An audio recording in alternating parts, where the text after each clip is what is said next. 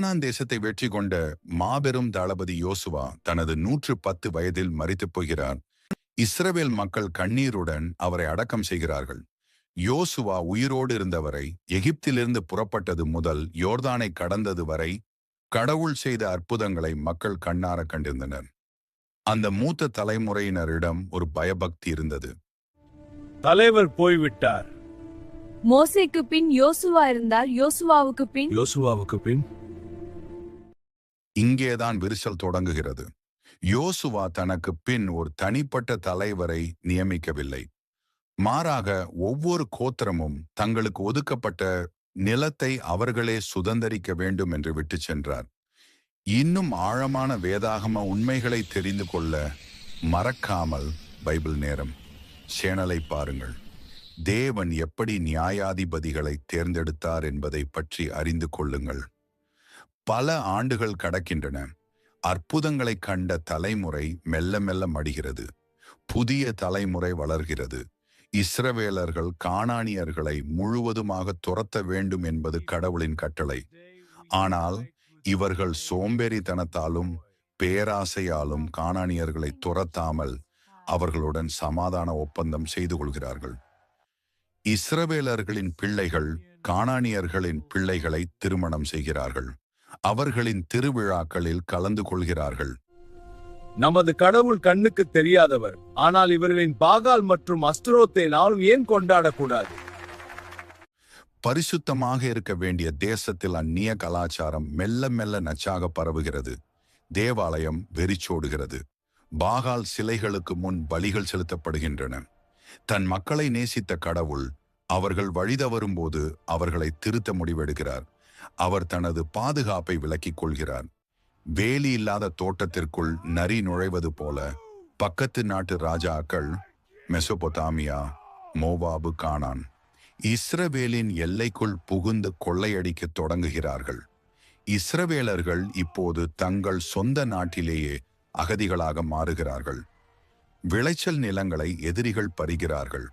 மக்கள் காடுகளிலும் மலை குகைகளிலும் ஒளிந்து வாழ்கிறார்கள். பட்டினி, பயம், மரணம் எங்கும் சூழ்ந்துள்ளது. நாங்கள் செய்த பாவம் எங்களை சுடுகிறது. எகிப்தின் அடிமைத்தனத்திலிருந்து தேவன் எங்கே?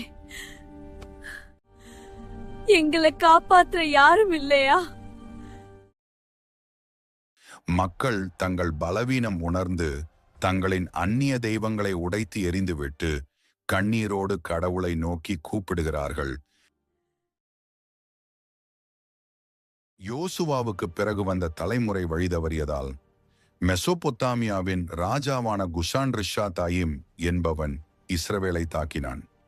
இஸ்ரவேலர்கள் விளைவிக்கும் பயிர்களை பறித்துக் கொள்வது, இளைஞர்களை அடிமைகளாக கொண்டு செல்வது என 8 ஆண்டுகள் அந்த தேசத்தை நரகமாக்கினான். ஊரின் நடுவே கானானிய சிலைகள். இஸ்ரவேலர்கள் தலைகுனிந்து அந்நிய ராஜாவுக்கு வரி செலுத்துகிறார்கள். வறுமையும் பயமும் அவர்களின் முகத்தில் தெரிகிறது. மக்கள் கதறி அழுது கடவுளிடம் வேண்டுகிறார்கள். அப்போது கடவுளின் ஆவி ஒத்னியேல் மீது இறங்குகிறது. ஒத்னியேல் சாதாரணமானவர் அல்ல. விவிலியத்தின் மாபெரும் வீரரான காலேபின் தம்பி மகன். ஏற்கனவே கிரியத் செப்பேர் என்ற கோட்டையை வென்று தனது வீரத்தை நிரூபித்தவர்.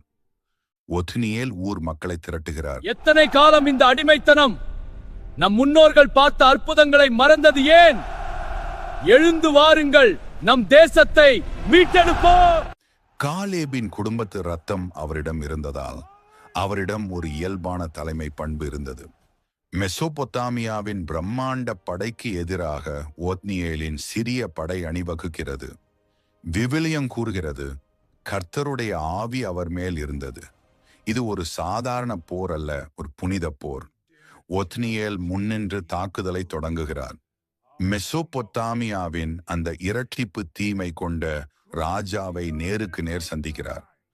ஒத்னியேலின் வேகத்திற்கும் விவேகத்திற்கும் முன்னால் மெசொபொத்தாமிய படை சிதறி ஓடுகிறது. குஷான் ரிஷாதாயிம் தோற்கடிக்கப்படுகிறான். 8 ஆண்டுகால சங்கிலிகள் அறுக்கப்படுகின்றன. வெற்றிக்கு பிறகு ஒத்னியேல் இஸ்ரவேலை நியாயம் விசாரிக்கிறார். அவர் வெறும் போரை மட்டும் வெல்லவில்லை, மக்களின் மனத்தையும் வென்றார்.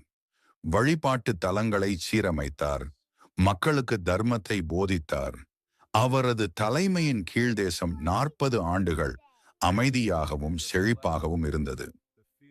யுத்தமே இல்லாத காலம் என்று சொல்லும் அளவுக்கு அவரது ஆட்சி பலமாக இருந்தது. ஒத்னியேல் மரித்த பிறகு இஸ்ரவேல் மக்கள் மீண்டும் தடம் மாறினர். இதனால் மோவாபியரின் ராஜாவான எக்லோன் என்பவன் இஸ்ரவேலை தாக்கி பேரீச்ச மரங்களின் நகரமான எரிகோவை கைப்பற்றினான். இஸ்ரவேலர்கள் 18 ஆண்டுகள் இவனுக்கு அடிமையாக இருந்தனர். எக்லோன் மிகவும் பலசாலி, ஆனால் உடல் ரீதியாக மிகவும் குண்டானவன். அவன் தன்னை ஒரு அசைக்க முடியாத சக்தியாக கருதினான். மக்கள் கதறிய போது பென்யமீன் கோத்திரத்தைச் சேர்ந்த கெராவின் மகன் ஏகூத் ஒரு இரட்சகனாக எழும்பினார். ஏகூத் ஒரு இடதுகை பழக்கமுடையவர். அக்காலத்தில் போர் வீரர்கள் அனைவரும் வலது கை பழக்கமுடையவர்களாகவே இருப்பார்கள். அதனால் சோதனையின் போது இடது பக்கம் மட்டுமே ஆயுதம் இருக்கிறதா என்று பார்ப்பார்கள். ஏகூத் சுமார் 1.5 அடி நீளம் உள்ள இருபுறமும் கருக்கான ஒரு குருவாளை தயாரித்தார். அதை தனது வலது தொடையின் உட்புறத்தில் ஆடைக்கு அடியில் மறைத்து வைத்துக் கொண்டார். இஸ்ரவேலர்கள் ராஜா எக்லோனுக்கு கொடுக்க வேண்டிய கபப் பணத்தை ஏகூத் கையில் கொடுத்து அனுப்புகிறார்கள். பணத்தை கொடுத்துவிட்டு ஏகூத் கிளம்புவது போல பாவனை செய்கிறார். பின் திடீரென திரும்பி, ராஜாவே, உங்களிடம் ஒரு ரகசிய செய்தி என்னிடம் உண்டு. காவலர்களே, விலகுங்கள். ஆம் மன்னர் அவர்களே. நெருங்கி சொல். அந்த ரகசியம் இதுதான். சொல்லும் போதே தனது இடது கையால் வலது தொடையில் மறைத்து வைத்திருந்த வாளை மின்னல் வேகத்தில் உருவினான். எக்லோன் சற்றும் எதிர்பார்க்காத வேளையில் அவன் வயிற்றில் வாளை பாய்ச்சினான். எக்லோன் மிகவும் குண்டாக இருந்ததால் வாளின் பிடி கூட வயிற்றுக்குள் அமிழ்ந்து போனது. கொழுப்பு வாளை மூடிக்கொண்டது. வாளை வெளியே எடுக்க முடியவில்லை. எக்லோன் இரத்த வெள்ளத்தில் சரிந்தான். ஏகூத் பதற்றப்படாமல் கதவுகளை உட்புறமாக பூட்டிவிட்டு ஜன்னல் வழியாக தப்பிச் சென்றார். வெளியே இருந்த வேலைக்காரர்கள் கதவு பூட்டியிருப்பதை பார்த்து, ராஜா ஓய்வெடுத்துக் கொண்டிருக்கிறார் என்று நினைத்து நீண்ட நேரம் காத்திருந்தார்கள். கடைசியில் அவர்கள் சந்தேகப்பட்டு கதவை திறந்து பார்த்தபோது ராஜா பிணமாக கிடந்தான். தப்பித்த ஏகூத் எப்பிராயீம் மலைநாட்டிற்கு சென்று எக்காளம் ஊதி வீரர்களை திரட்டினார். தலைமையில்லாத மோவாபிய படையை சிதறடித்தனர். சுமார் 10,000 மோவாபிய வீரர்கள் கொல்லப்பட்டனர். இஸ்ரவேல் தேசம் 80 ஆண்டுகள் அமைதியாக இருந்தது.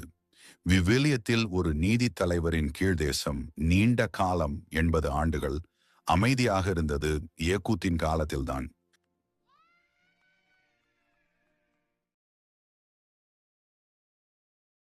ஏகூத் மரித்த பிறகு இஸ்ரவேல் தேசத்தில் பாதுகாப்பற்ற சூழல் நிலவியது. சம்கார் ஒரு போர் வீரரோ ராஜாவோ அல்ல. அவர் ஒரு உழைப்பாளி. அனாத்தின் குமாரனாகிய சம்கார் தனது வயலில் வேலை செய்து கொண்டிருந்தார். அவரிடம் இருந்த ஒரே ஆயுதம் மாடு ஓட்டும் தார்கோல். தார்கோல் என்றால் என்ன? இது சுமார் 8 அடி நீளமுள்ள ஒரு மரத்தடி.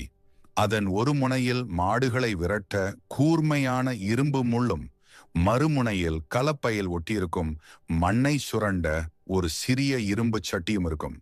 இது ஒரு விவசாய கருவி, போர்க்கருவி அல்ல. 600 பெலிஸ்தியர்கள் கொண்ட ஒரு படை இஸ்ரவேலின் எல்லையை தாண்டி வருகிறது. அவர்கள் நன்கு பயிற்சி பெற்ற வீரர்கள், கையில் கேடயமும் வாளும் வைத்துள்ளனர். சம்கார் தனியாக நிற்கிறார். தப்பி ஓட அவருக்கு பல வழிகள் இருந்தன.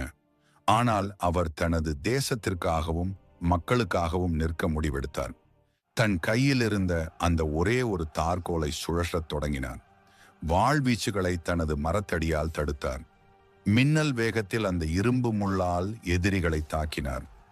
ஒரு விவசாயியின் வேகம் மற்றும் கடவுளின் பலம் சேர்ந்த போது அந்த 600 வீரர்களும் நிலைகுலைந்தனர். விவிலியத்தில் சம்காரை பற்றி ஒரே ஒரு வசனம் மட்டுமே, நியாயாதிபதிகள் 3:31 உள்ளது. ஆனால் அந்த ஒரு வசனம் அவர் இஸ்ரவேலை இரட்சித்தார் என்று அழுத்தமாக கூறுகிறது. உங்களிடம் இருப்பதை வைத்துக்கொண்டு நீங்கள் எதை செய்கிறீர்கள் என்பதுதான் முக்கியம். ஒரு மாற்றத்தை ஏற்படுத்த ஒரு பெரிய இராணுவம் தேவையில்லை. துணிச்சலான ஒரு இதயம் போதும்.